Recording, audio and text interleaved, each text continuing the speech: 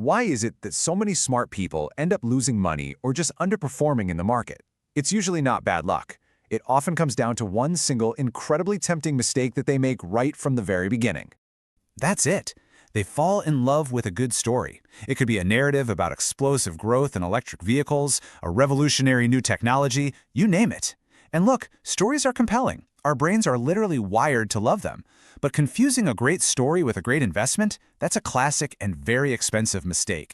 Let's see exactly how this plays out in the real world, because it's not just theory. We're going to use a specialty chemicals company called Neogen as our case study. It's a perfect example of how a popular story can quietly just destroy your capital if you're not paying attention. With Neogen, the story that everyone was telling was super simple and honestly pretty seductive. It went like this. Electric vehicles are the future.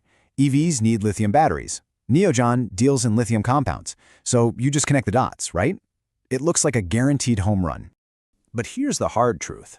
That kind of surface-level thinking, well, it's just lazy.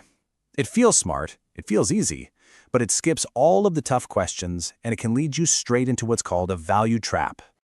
So, what's the antidote here? How do you protect your capital from these seductive stories? You absolutely have to replace emotion with a non-negotiable system, a framework that acts like a filter, just cutting through all the noise and forcing you to look at what really matters. And this slide really lays out the two different worlds. On one side, you've got hope-based investing. It's all about hype, stories, and emotion. On the other side, you have a system-based approach. It's built on hard rules, financial forensics, and discipline. One is a roller coaster of feelings, the other is a compass. A real investment framework has a checklist of hard, non-negotiable rules. For example, is the company actually generating cash from its main business? That's what being EBITDA positive means. Do the founders or promoters have a lot of their own money in the game? We're talking over 50%. Is their debt under control? If a company fails even one of these basic checks, you just move on. No exceptions, no what-ifs. Okay, so let's say a company passes that first screening. Now the system makes you dig deeper. It forces you to find the company's real competitive advantage, its moat, and this is almost always something the story-driven market completely misses. For Neogen, the system showed us that the real moat isn't just about lithium. No, it's a powerful combination of three things working together.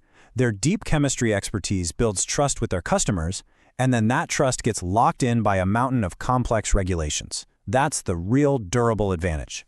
And this quote just nails it. The real moat is customer pain. Think about it. For one of Neogen's clients to switch to a competitor, they'd have to retest all their products, refile incredibly complex paperwork, and even risk shutting down their own factory. The cost of switching is just too high. That is the real moat. Now, the next stage in the system is absolutely crucial. We're not trying to predict the future with some fancy spreadsheet, no crystal balls here. Instead, you act like a financial detective. You perform a forensic autopsy on the company's numbers to understand what has actually been going on. A key part of that detective work is understanding what phase the business is in. Is it in its early days, just scaling up? Is it in the middle of a heavy investment cycle, building out new factories? Or is it in the harvest phase, just collecting the cash? Because how you read the numbers completely changes depending on the answer. And the system always comes back to the most important question you can ask. What does the cash say? You know, profit can be an opinion. It can be shaped by accounting rules. But cash flow?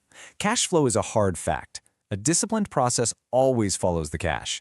So when the system saw Neogen's profits take a dip, it didn't panic. A story follower might have sold right then, but the forensic analysis showed that the dip wasn't because the business was falling apart. It was because the company was investing heavily to build new capacity for the future. And that is a completely different story. So, after you run the company through this entire framework, the initial screen, the moat analysis, the financial forensics, what's the final output? It's not a simple buy or sell. A system-based approach gives you a much more nuanced, much more disciplined verdict. The system lays out the bull case, the reasons you should invest, very clearly. You've got a business with really sticky customers, you get exposure to the EV trend without taking on the direct commodity risk of batteries, the people in charge have their own money on the line, and right now the market is being impatient, which can create a great opportunity. But, and this is so important, the system also forces you to be brutally honest about the risks. This is a capital-heavy business. The recovery in their performance is not guaranteed, it's mandatory. And it's definitely not a stock you can just buy and forget about. This one needs to be monitored. And this is where it all comes together. A system doesn't just tell you what to think, it tells you how to act. It demands that you deploy your capital in phases. You don't go all in based on a story. You start with a smaller position, and you only add to it as the company actually proves your thesis with real results. And this quote is the ultimate takeaway. A system like this isn't built to find you quick wins or help you chase hype. It's built to identify solid businesses where discipline gets rewarded and impatience gets punished. So the final question is, are you investing with the system, or are you still just following the story?